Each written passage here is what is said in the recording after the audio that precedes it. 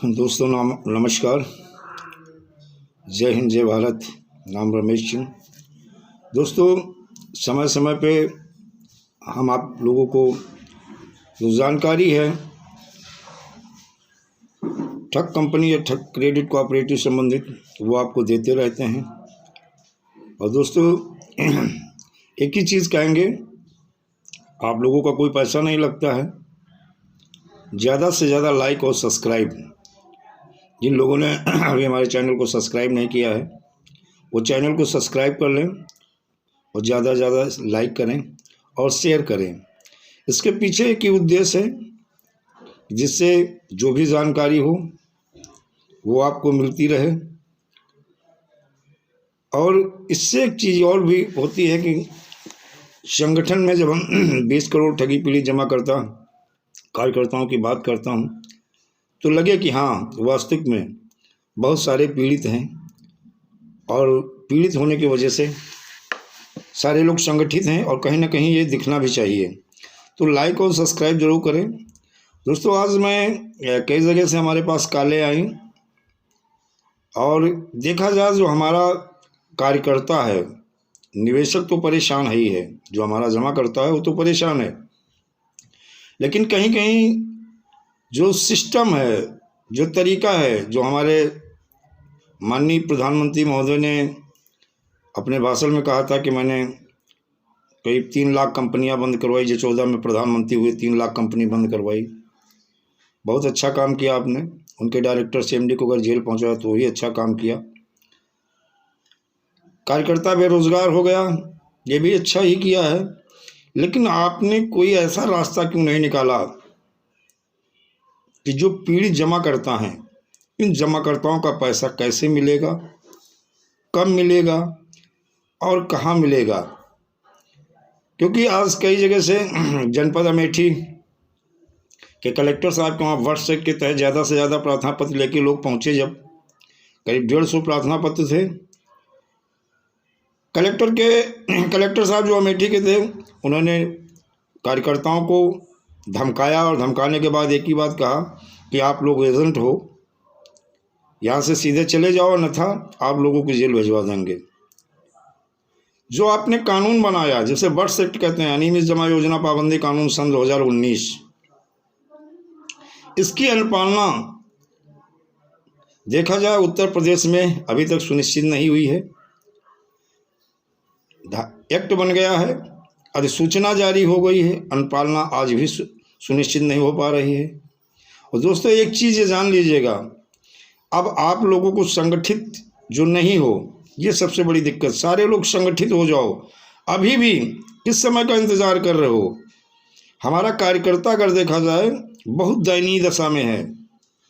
जो लोग, मैं उन सीनियरों से कह रहा हूँ, अभी भी जाग जाओ, समझ जाओ। जिस तरह टीम बना करके आपने काम की थी, लोगों को मेहनत किया था, लोगों को जोड़ा था, टीम बनाया था, और आज जब वक्त आया है, जिन्होंने ज़मीनी स्तर पे काम किया है, जो पैसा कोई और नहीं जमा किया है, देखा जाए जानने वाला पहचानने वाला उन्हीं लोगों ने पैसा जमा किया। आपने तो टीम बना करके लोगों को जोड़ करके और मलाई खा के चले गए हो। आज जो दयनीय दशा पीड़ित कार्यकर्ताओं की है, अक्सर मैं कहता हूँ, जो हमारे कार्यकर्ता हैं, चाहे किसी कंपनी के हो, चाहे सहारा इंडिया हो, पल्स हो, साईं प्रकाश हो, साईं प्रसाद हो, श्री राम हो, कल्पतरु हो, समृद्ध जीवन हो, कैमुना हो, Trinity multi credit cooperative society हो, आदर्श हो, खेतेश्वर हो, ज्योतेश्वर हो, आपेश्वर हो, चाहे देखा जाए रोज वैली हो, अलास्का ग्रुप हो, कल्पवट हो, कल्प वर्षा हो, चाहे कोई ठग क्रेडिट कोऑपरेटिव सोसाइटी हो, चाहे आदर्श क्रेडिट कोऑपरेटिव सोसाइटी हो, चाहे चंबल मालवा हो, चाहे अनंत निधि क्रेडिट कोऑपरेटिव सोसाइटी हो, चाहे एल्केमिस्ट हो, इन सारी कंपनी और ठग क्रेडिट कोऑपरेटिव सोसाइटी के जो भी कार्यकर्ता हैं, आज बहुत बुरी और दयनीय दशा में हैं। और इसके पीछे कहीं ना कहीं देखा जाए हमारी जो पॉलिटिकल पार्टी हैं, राजनीतिक पार्टियां हैं, ये इनकी देन है। दोस्तों, इस चीज़ को समझना होगा। मैं निवेशकों से बार बार एक अनुरोध करता हूं कि आप अभी भी इन ठगों के और सरकार के उस चक्रव्यूह को नहीं तोड़ पा रहे हो, और ये तोड़ना बहुत ज़रूरी है। अगर इस चक्रव्यूह को नहीं तोड़ पाए तो समझ लो आप लोगों का पैसा कभी मिलने वाला नहीं है। आप लठ लेके अगर कार्यकर्ता यानी एजेंट के पीछे पड़े रहोगे तो पैसा मिलने वाला नहीं है। और ठग और सरकार दोनों यही चाह रहे हैं कि आप आपस में लड़ते रहो और न सरकार को पैसा देना पड़े और न ठगों को, क्योंकि इन ठगों को लाइसेंस सरकार ने ही दिया था। आज भी अगर देखा जाए संरक्षण सरकार का है। ए से जेड तक मैं हर राजनीतिक पार्टी को कहता हूँ, ए से जेड तक कोई ऐसी राजनीतिक पार्टी नहीं है जो चाहे सत्ता पक्ष हो चाहे विपक्ष हो, इन पीड़ित कार्यकर्ताओं या जमाकर्ताओं की सुन रहा हो। आज कई ऑडियो मेरे पास है, कई लोगों ने मुझसे बात किया कि सर निवेशक मुझे इस तरह गाली दे रहा। उन ऑडियो को सुनने के बाद जिन शब्दों का उसने प्रयोग किया गया है कार्यकर्ताओं के लिए, वो शब्द बताए नहीं जा सकते हैं। बहुत बुरी स्थिति से आज कार्यकर्ता किसी कंपनी का हो, सहारा हो, पल्स हो, कर्तव्य हो, साई प्रकाश, श्री राम, किसी कंपनी का हो, बहुत दयनीय दशा से गुजर रहा।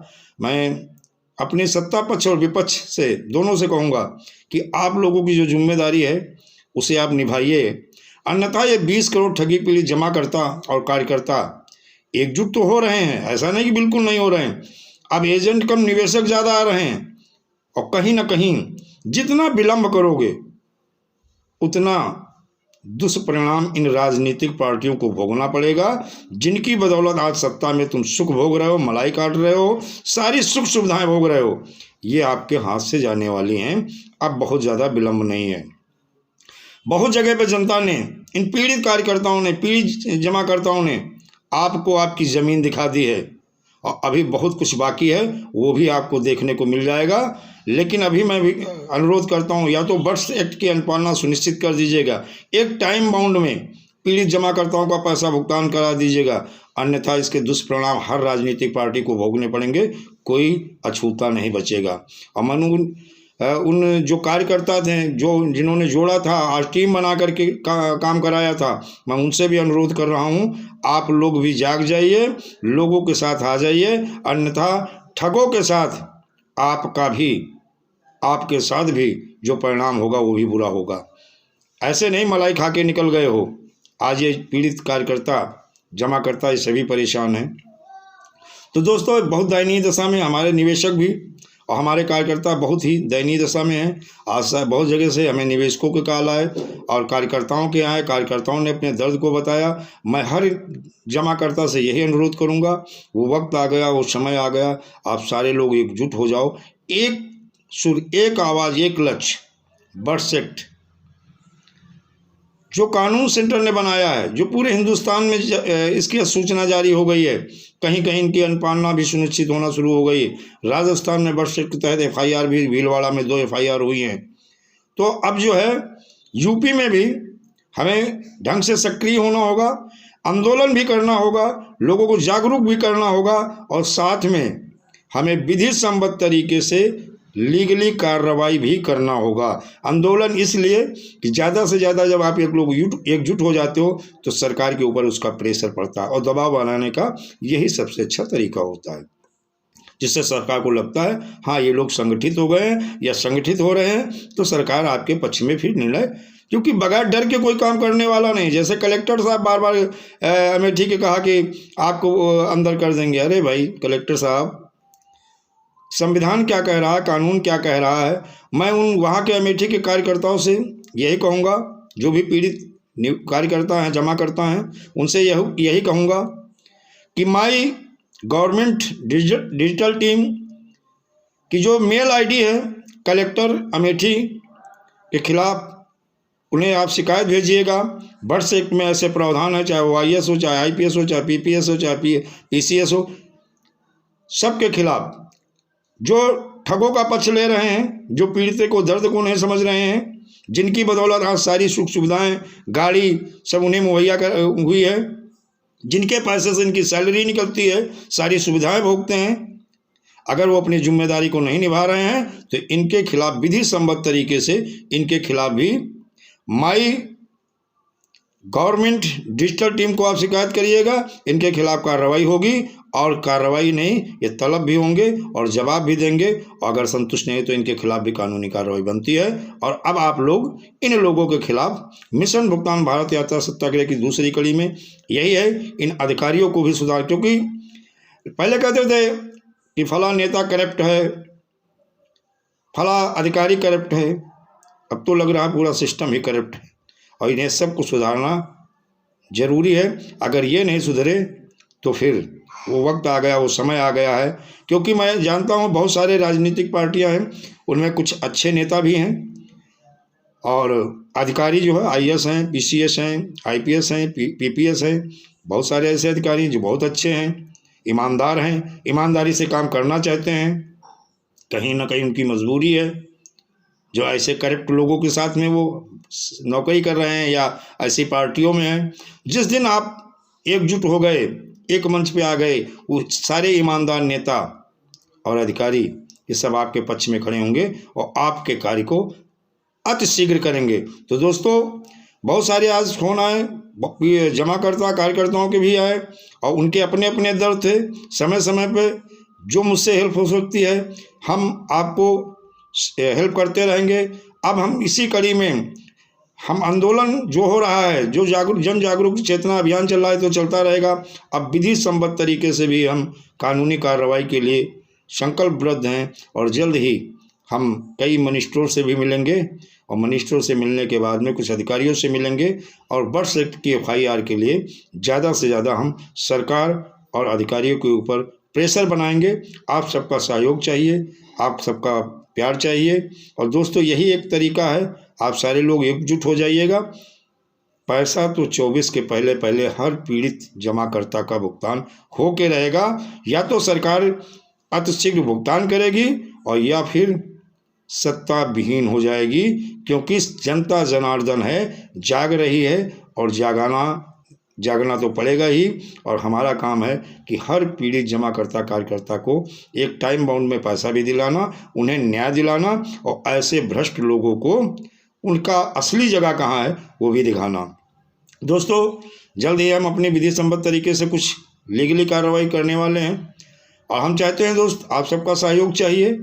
और वीडियो अगर अच्छा लगे तो लाइक करें, सब्सक्राइब करें, और समय समय पर हम लोगों की मदद करते रहते हैं जो अपने से हो सकता है, और आगे भी करते रहेंगे।